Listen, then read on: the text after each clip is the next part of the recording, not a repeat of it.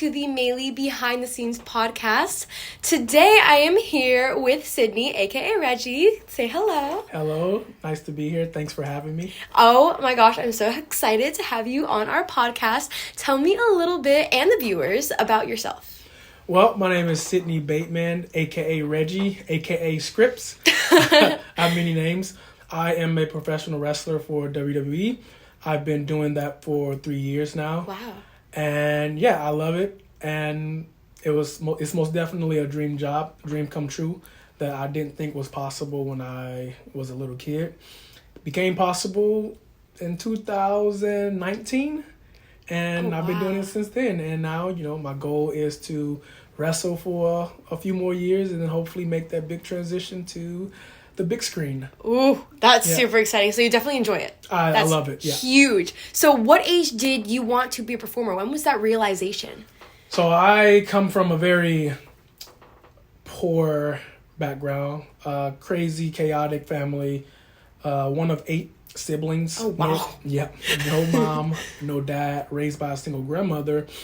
And at home, I never really was able to be myself. Had to grow up super quick, and life just always got in the way. So I was never able to be the goofy, energetic, funny person that I am. Yeah. And I honestly didn't even know that was me until I joined circus at the age of 11. Oh, wow. Yeah.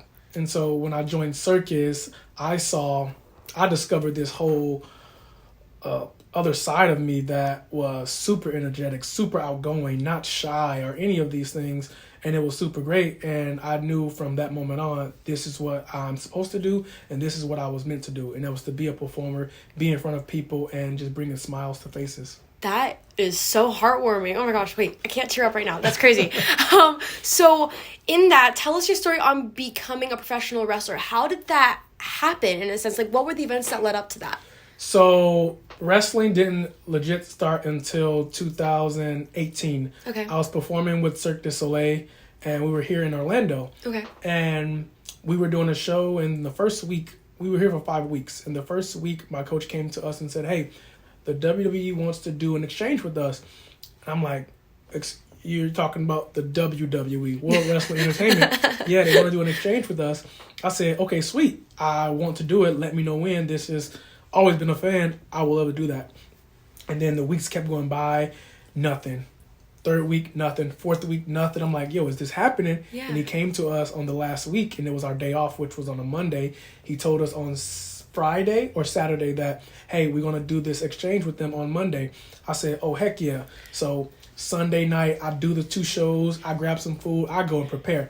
I'm going into this like, yeah, I'm going to get me a job. I was pretty much done with circus at that point. I said, I want to make this career jump. Yeah. And so we did the exchange, and then, we get there, and I see all these Hall of Famers, all these people I looked up to. And I started just flipping off the ropes and all of these different things. And then a guy comes, I do a move in the ring, and then a guy says, hey, kid, do that again. And I did it, and all the coaches were like, oh, my God, that was pretty amazing. And then the ball got the wheels got to turning for me and said, yep, this is what I want to do. Wow. And so that's where it started. That, oh my gosh, if I saw, a Hall of Fame, I would have gotten, shivers down my spine.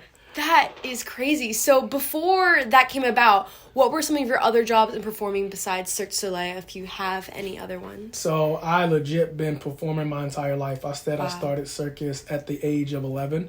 Wow. And it's pretty much been circus from that age.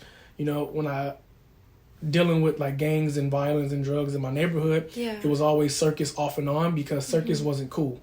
Circus wasn't something that someone from my neighborhood does. And so I had to really play be 2 different people. Right. I was this amazing acrobat in circus, but I was the younger brother of 2 gang members back in my neighborhood. Wow. And so I really had to separate the 2. And so I would do circus from the age of 11 all the way to 19, but it was off and on. Right. And it took some very serious moments in my life for me to say, yeah, I have to turn my life around. I don't want to end up like my uncles, dead or in prison or anything like that. I need to use this skill, this gift that I've been given, and hope that it will take me around the world. And it did that. Wow. That's touching. That is, wow, because not a lot of people get that opportunity. No, not at all. And it's that, wow, that's very that's blessed, awesome. for sure. 100%. So now you're here at the Maile School. Yep. You've been taking classes for how long? I think a little bit more, well over a year. Well over a year. Yeah. Okay, so tell our listeners about your classes here at Maile. How have they changed you? What have you learned? Things like that. So coming into this, I thought it was going to be easy because, I'm a performer. I did some acting in college and in school in Montreal. And, I'm not shy. I'm not a person that's not in front of people all the time. But this has opened up another side of me that I didn't know. I'm finding out all these amazing things about myself, which is pretty amazing. That's so cool, yeah. I love that. And it's just been super helpful for me in my growth as a performer, not only in acting, but also in wrestling, in circus, and just being a much better person. Because a lot what they teach here, Jim specifically, he's been my private coach for almost a year. Now I'm taking his advanced class. Yes. He teaches, where acting comes from vulnerability. Right. And, growing up, I had a hard time expressing those emotions. Right. And now I'm able to tap into those emotions very quickly and effortlessly.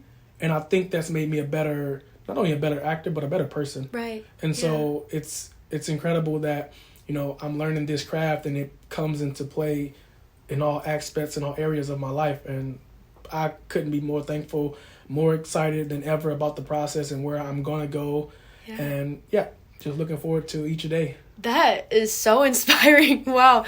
Yeah, no, I've noticed for sure when people take our acting classes that it's not just about the acting. It never really is. It's there's always some sort of deeper meaning, lingering, or personality trait or something that's in there that just kind of comes out and it helps you in every aspect of your life.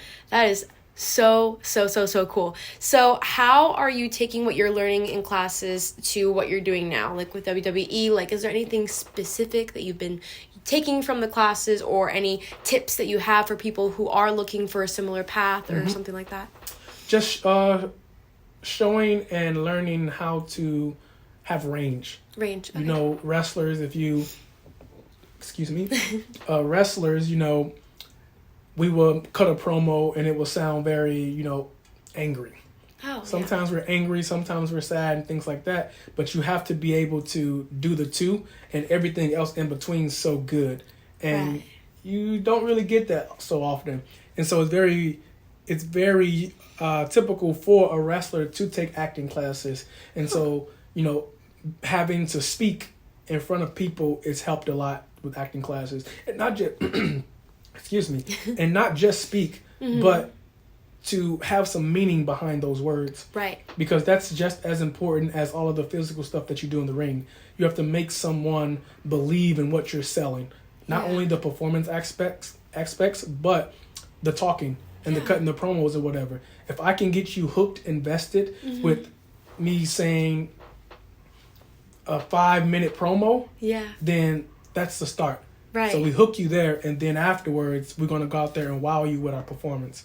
So, That is awesome. I love that you said the word range because a lot of actors are comfortable doing only one emotion or one kind of person or just certain attributes for characters, and they kind of just always take the same route. Exactly. But that aspect of range, I think, is very important, and I really, really am very happy you touched on that.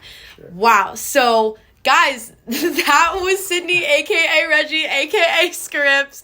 He is awesome. Definitely go check out all of his stuff. Thank you so much for being here. Thanks for having me. And that was the Maile Behind the Scenes podcast. Bye, guys.